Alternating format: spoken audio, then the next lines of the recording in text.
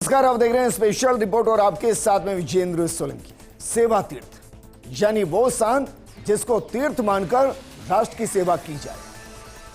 यहां प्रधानमंत्री होंगे, मंत्री होंगे, एनएसए होंगे और राष्ट्रीय सुरक्षा परिषद सचिवालय होगा। एक जगह जहां लिखा है नागरिक देवो भव, यानी नागरिक को देवता समान माना गया है। ये शब्द और ये भाव न सिर्फ निर्जीव इमारत के सजीव होने का प्रमाण है, बल्कि प्रमाण है आजाद भारत में आजाद राष्ट्र सोच का। यह निर्माण है आत्मनिर्भरता का और यह विधान है समस्या के त्वरित समाधान का। यह इमारत जो आजाद भारत में बनी, लोकतांत्रिक मूल्यों के साथ सनातनी संस्कारों से भरी है। यह इमारत जिसके पीछे प्रधानमंत्री मोदी का भाव है कि अंग्रेजों के औपनिवेशिक सोच से बाहर आकर राष्ट्रीय सोच के साथ आगे बढ़ा जाए। यह इमारत जहां काम का बदलाव नहीं बल्कि काम में सोच के बदलाव के प्रतीक को दिखाया गया। इसको आज आपको समझना पड़ेगा कि इस इमारत के मायने क्या है, सेवा तीर्थ क्यों नाम रखा गया, 13 फरवरी को ही क्यों चुना गया है। क्योंकि जब इस पर लिखा गया नागरिक देवो भव तो इसमें एक सोच है और 13 फरवरी के पीछे एक इतिहास है। आज उसको खंगालने की कोशिश करेंगे। 13 फरवरी का ये दिन भारत की विकास यात्रा में एक नए आरंभ का साक्षी बन रहा है। आज हम सभी भी विकसित भारत का संकल्प लेकर सेवा तीर्थ में, कर्तव्य भवन में प्रवेश कर रहे हैं।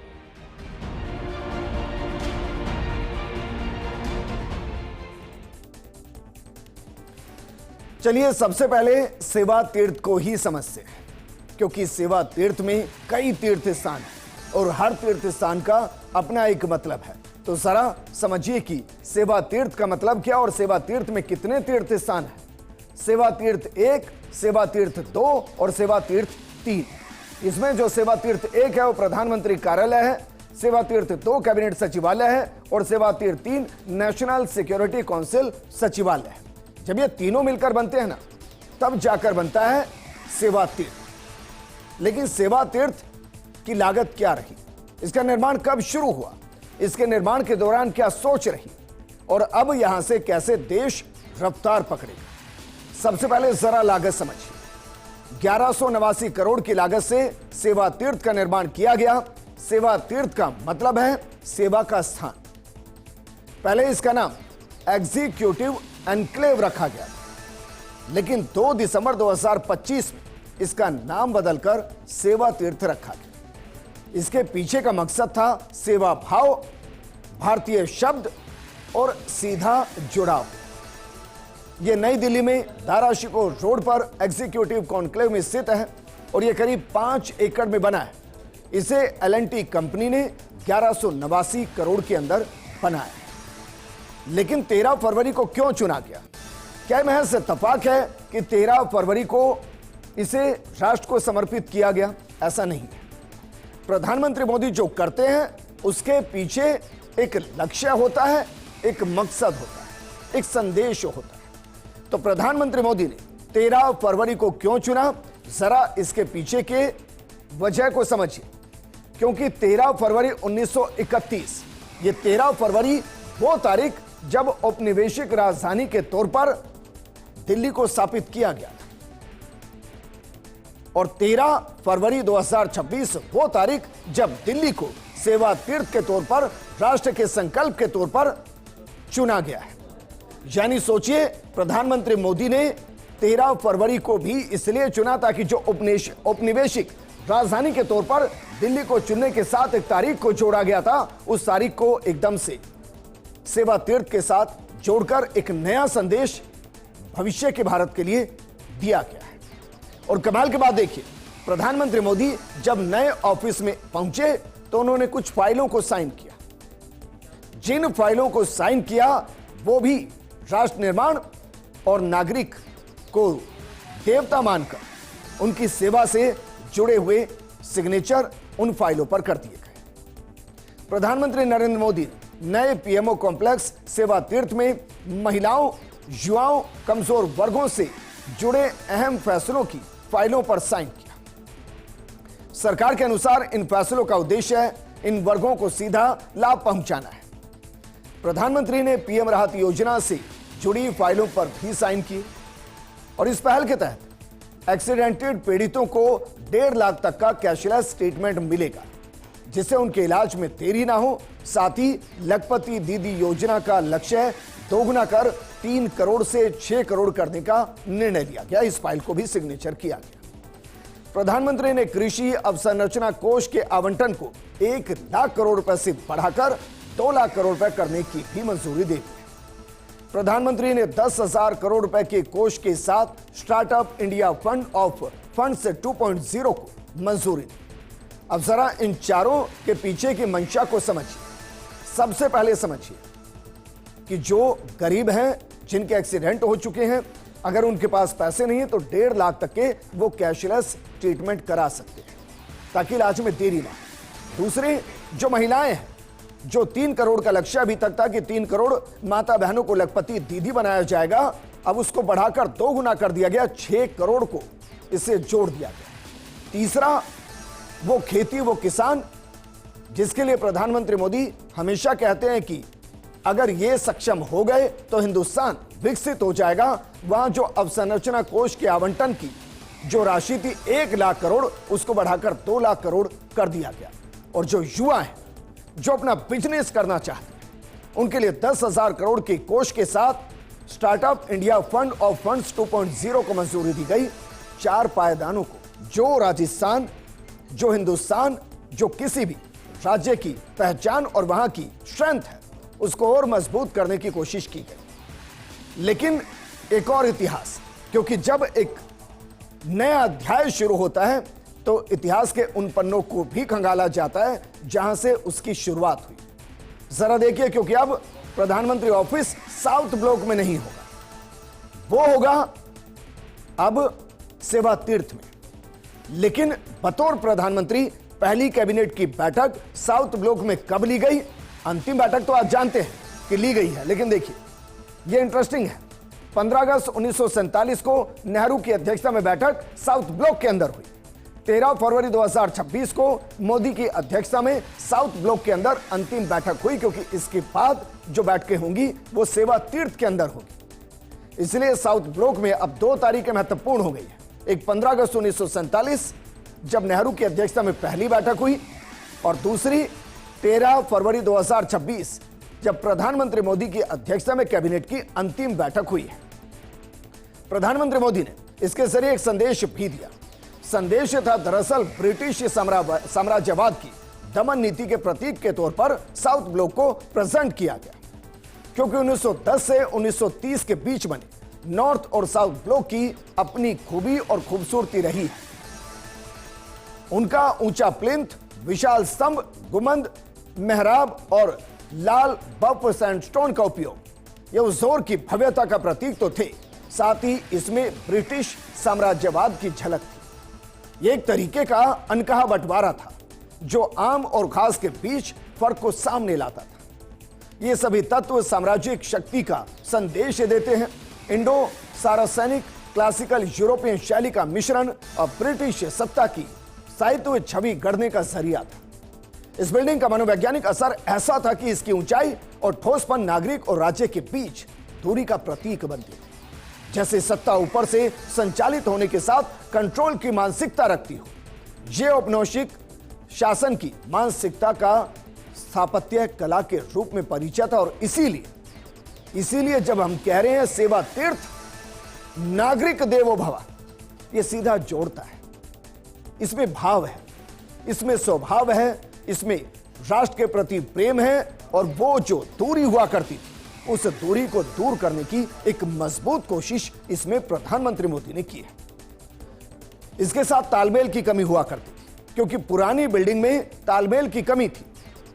सरकार के मुताबिक कई दशकों से केंद्र सरकार के कई प्रमुख मंत्रालय के जो ऑफिस है वो सेंट्रल विस्टा एरिया में अलग अलग और पुरानी बिल्डिंग में काम कर रहे थे। इससे कामकाज में तालमेल की दिक्कतें, संचालन में देरी, रखरखाव का खर्च बढ़ रहा था।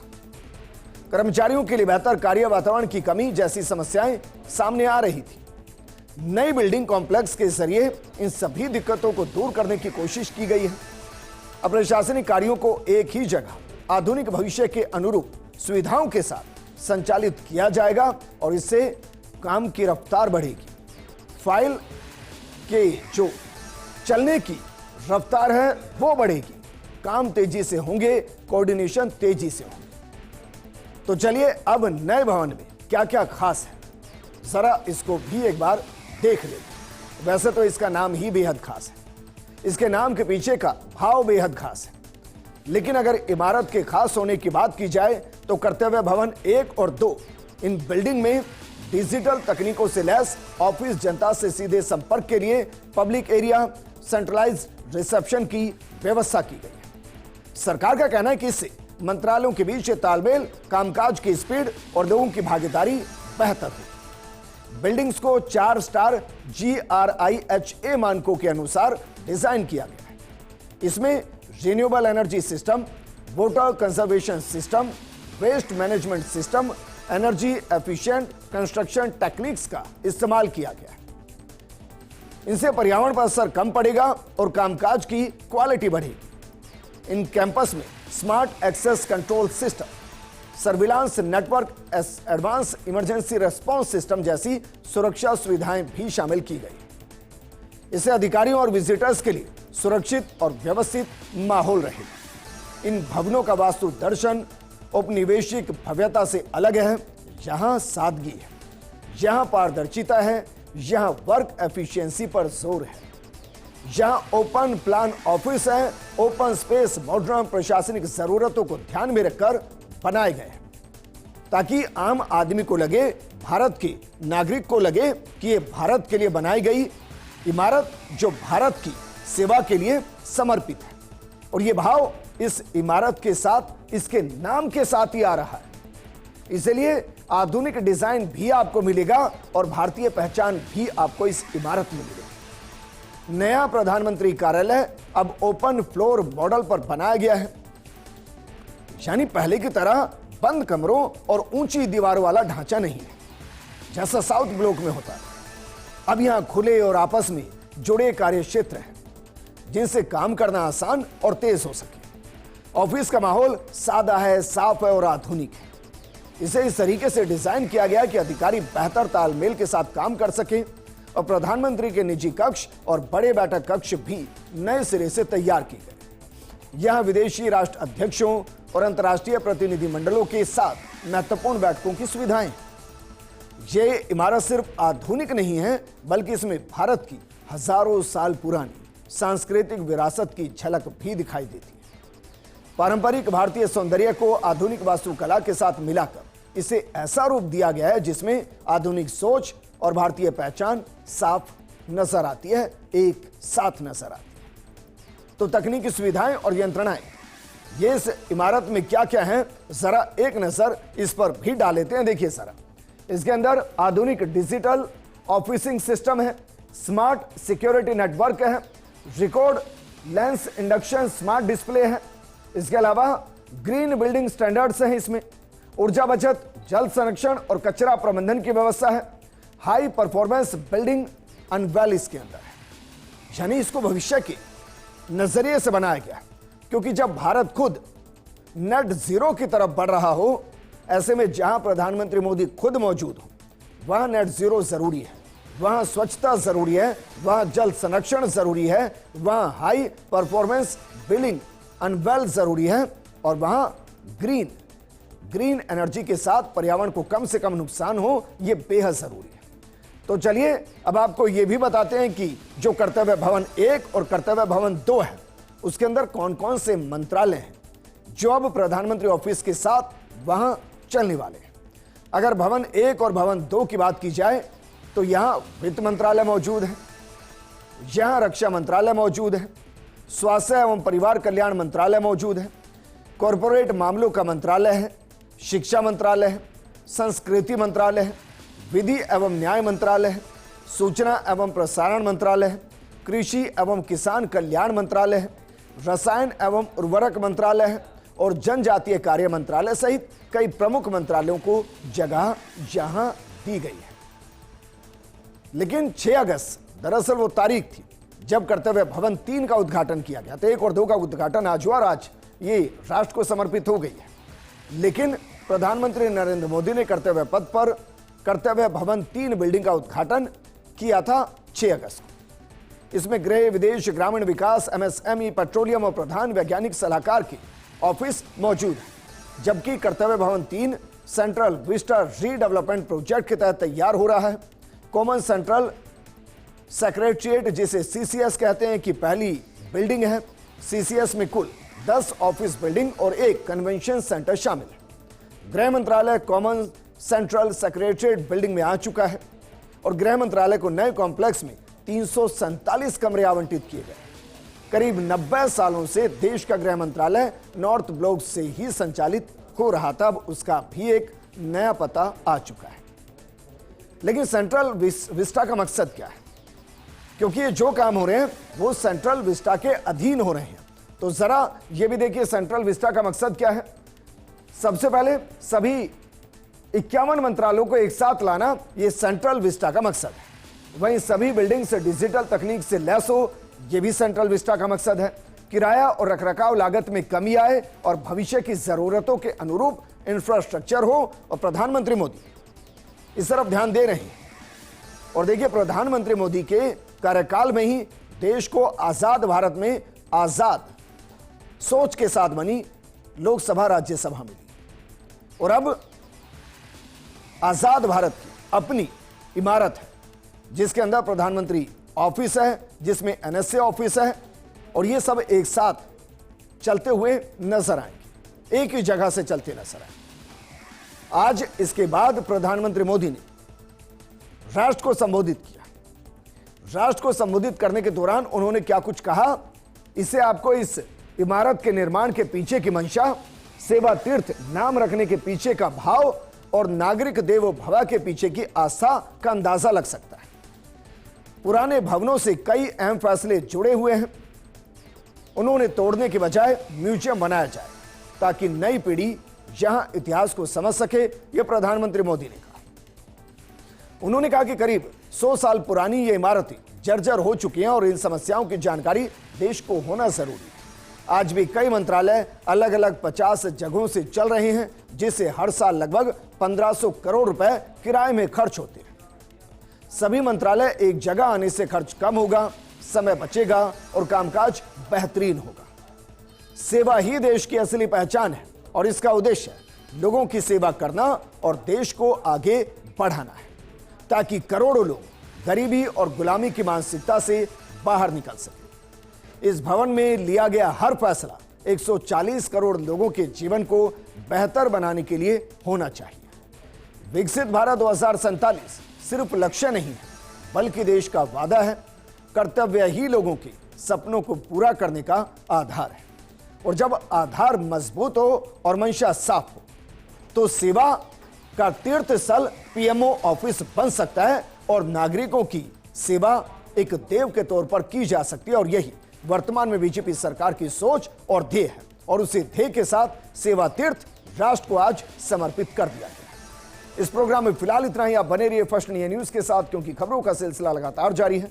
नमस्कार। 13 फरवरी का ये दिन भारत की विकास यात्रा में एक नए आरंभ का साक्षी बन रहा है।